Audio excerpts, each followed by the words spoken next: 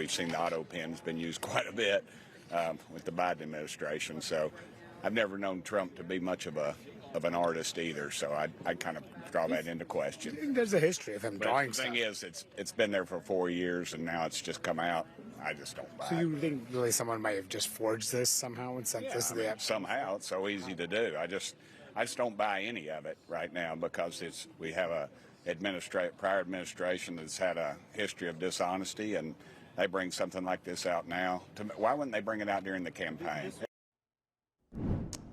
And of course, these documents were from the Epstein estate, not from the Biden administration. But nevertheless, you're hearing that defiance from some of those Republicans who had been calling for the release of those documents, but very much siding with the president, which just shows you that perhaps this has not really moved the needle among some of those key Republicans whose support would be needed to force a vote on that bill, calling for the release of all the documents. Yeah. At the moment, you're seeing the White House, seeing its allies sort of circle the wagons in the aftermath of the release of that birthday book.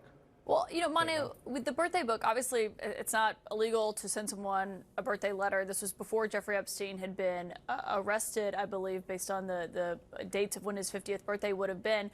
But, you know, when the Wall Street Journal published this story, it kind of bolstered the White House because they'd been under fire by so many in the GOP.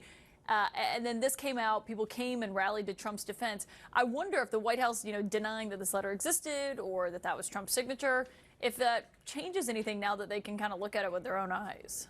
Yeah, I mean, as you heard from Congressman Burchett there, they are believing what the White House is saying, that it's simply not his signature. That is enough for a lot of the Republicans to simply say, okay, I believe you, despite what they are seeing right there. And I actually showed Burchett the letter there. I said, do you want to look at this yourselves? But he still kind of shrugged it off. And that's just what I heard from one Republican after another tonight, Caitlin. So we're seeing a sense that the Republicans are going to fall in line behind Donald Trump on this issue like they have on so many others over the last many years.